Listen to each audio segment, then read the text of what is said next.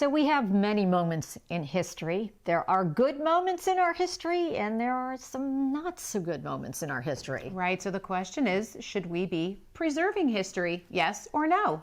And this is Chick to Chick.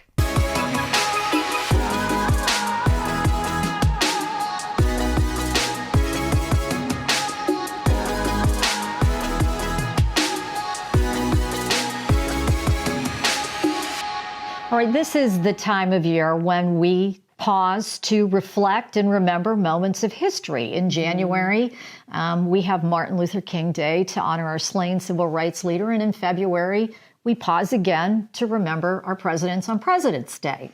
Right. And it sounds like it's just, the ideas we've grown up with and the things that we've always done, but there's a bit of a shift. So basically, we've looked back at history and said, wait a minute, maybe we shouldn't be doing certain things. And this is what has happened recently.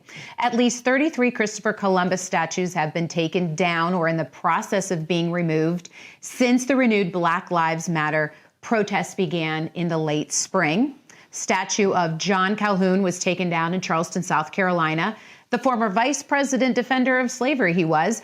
And just this past November, a statue of President Thomas Jefferson was removed from New York City, from the city hall there because of the links to the slave trade. So there's a lot of things that are changing in our history. Right. It's almost as though we want to erase or delete these moments in history just because they're not fitting or jiving with whatever present day is going on. And this is really significant because, of course, we have Gettysburg and the Civil War and the turning point and what was going on, and the North was fighting the South. And one of the major issues was they were fighting over slavery. Yeah. And of course, we have all of this commemorated in Gettysburg and the battlefield there. There are so many monuments there, and there are monuments devoted to Union troops, and there are monuments dedicated to Confederate troops. And so there was this whole thing, well, these monuments have to come down.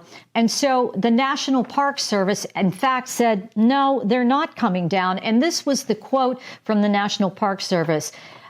They will not alter, relocate, or remove any monuments, quote, even when they are deemed incompatible with prevailing present-day values. So those Confederate monuments are not coming down at the Gettysburg battlefield, which made us say, should we be preserving history, yes or no? Right. So we picked the guest that we think would be really great to talk about it because he's actually taught our kids history and he loves history. So joining us today, we have Jake Miller. Thank you so much for joining this conversation. Hello, everybody. So let's start right off the bat. You have taught history.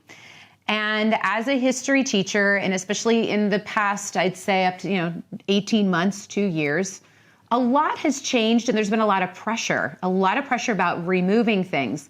I want to get a take from you as a history teacher and what your thoughts are on that.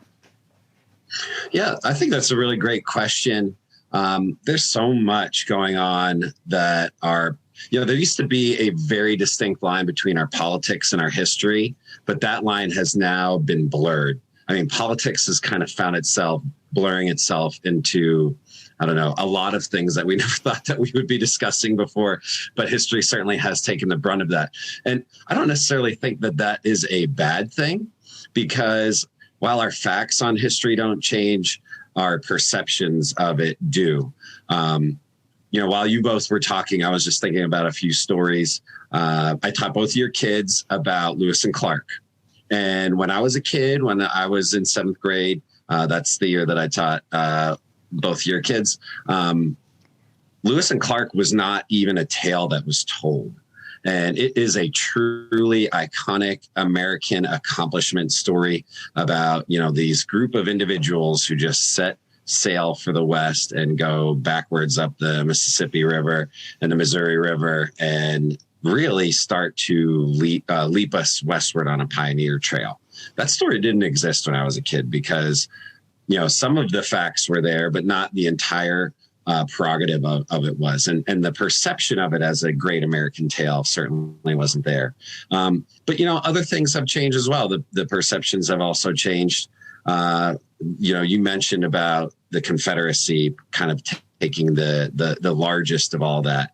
And as a historian, I have a lot of feelings on it, especially someone who has visited World War II battlefields where you don't see any Nazi regalia, and I got to speak to caretakers of the Nazi cemetery in northern France, in Normandy. And it's just a very somber thing to look at the complete removal of the Nazi regalia from a battle. And I would wonder how that would be in America with the Confederacy.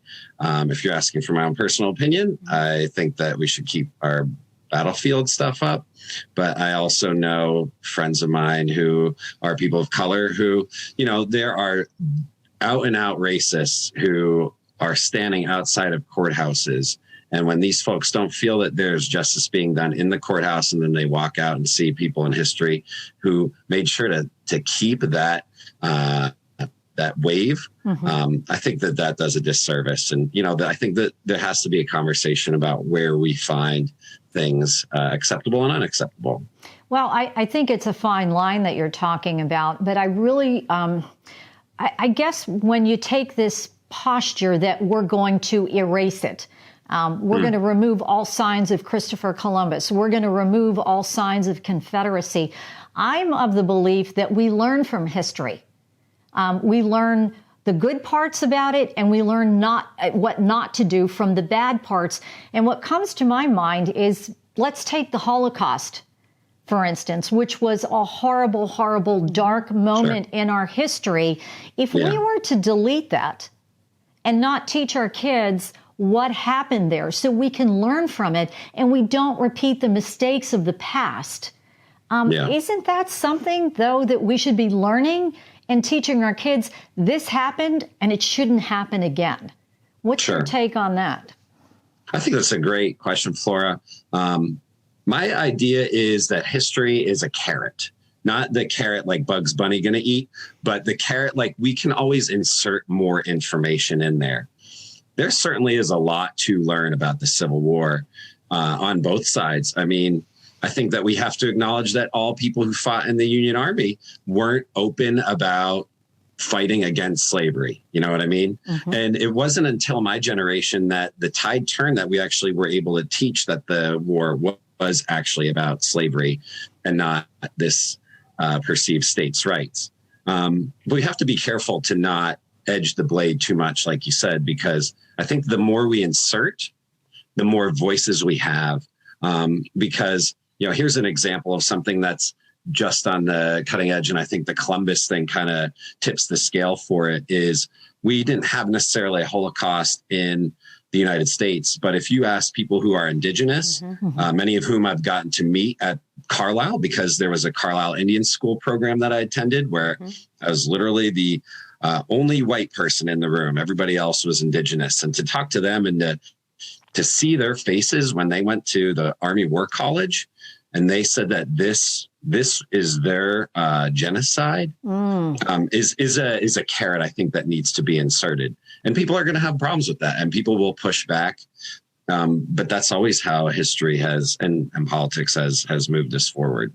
But I think the pushback is if people aren't willing to recognize both sides. So, you go visit the graves of these Native American Indians, that some of their families are still collecting them, Still collecting. Yeah, still collecting, which is just horrific, from Carlisle, Pennsylvania. But the point is that they're there and we're talking about it, and we're talking about the good, the bad, the ugly, the things that were stains on what we did in this country. So my question would be, when we concern ourselves with how someone feels about a part of history, or literally feels about looking at a physical statue, does that give enough to a removal? Or do we need to learn how to understand it better and educate ourselves better about it, so that if there is a statue up of a person who really, it is just a terrible, horrible memory for something that happened in history, do we remove it, or do we add more to it so we're not glorifying and we're just saying, this is what this person represented? It's the facts. The facts, because that's the history. So, that's kind of how I see it. Is we're removing the feelings? Like, what do you think about that? Yeah, I think it's a really tough line that there's no Rubicon worth crossing because, at some point you have to say to yourself, well, what does or doesn't come down? Currently Princeton was talking about removing Woodrow Wilson from the main hall. He was the president there of the university before he became president of the United States. And I think his name did eventually come down. But, do we take down or rename the Washington Monument because he was a major slave owner? I don't know the answers to those questions. My view as a historian, though, is to say that there aren't just both sides, as you said. Like, history is much bigger than chocolate and vanilla. There are many different flavors and perspectives that add to the discussion. And I think it's my prerogative as an educator, especially for our next generation, to make sure that they're getting all of those perceptions and tasting all of them. Well, you brought up the fact that you are an educator. You've been teaching history for many years. Things have changed so much. So how do you teach? How do you teach our kids history when there's pressure from this side, don't bring this up, pressure from that side, don't talk about that? Right. Why can't you just teach the facts? And how do you handle all of this? The problem with teaching the facts anymore is I think different folks subscribe to a different set of facts. So... But wait a second. I'm not afraid. Wait, hold on, Jake. That's the part that I get lost in, because if we're looking at all these different sets of facts, isn't facts? Like the facts are the facts, man.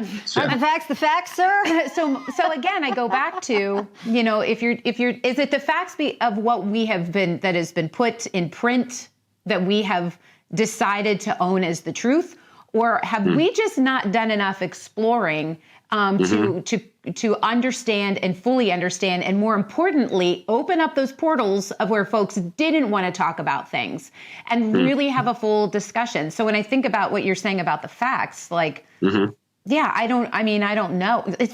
Are your hands sort of tied as a teacher, or do you feel comfortable enough to be able to provide a full body of information? I think I just rambled on there. My head just... You did. My head...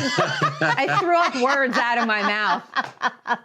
I would Stick to the facts, Jake. Word salad. Yeah, I would say the first and most important thing about this whole fact question is we have to acknowledge that every single one of us is biased. And once we are there, we can acknowledge that our bias jades us. And we must as Americans seek to learn from one another, or we're going to be our own undoing. So I model that. I know that I have biases. I acknowledge them to my students. I say outright my biases without flavoring that. I never have been political with my students, but I do also think that when they have things to bring up, that they mention that the school that I teach at was experiencing some racism problems, that it is my job as a social studies teacher and someone who cares about the community to have that type of conversation. Well, these are certainly challenging times, and you've got a tough job, sir. And we don't envy you, not at all. But we do appreciate you coming on the podcast and giving us your perspective. And we both thank you for educating our children and doing a great job and being a fantastic teacher. Cheers, our hats are off to you. Thank you. Thank you. And thanks for having me on the show. Thank you. It's tough. Did you like my word salad? Yeah, it was just then she threw some dressing, and then some croutons, and some bacon bits, and I'm like, where are you going with this? I didn't know. It's so convoluted, and it just, it's not as simple as it used to be. It isn't. To look at history and just to crack open the book and listen to your teacher. There's a lot more. I don't envy him whatsoever, and he did do a fine job with our kids. But history is a tough one right now. To preserve it, yes or no? I don't know. I think at the end of the day, yes or no, we have to learn from it.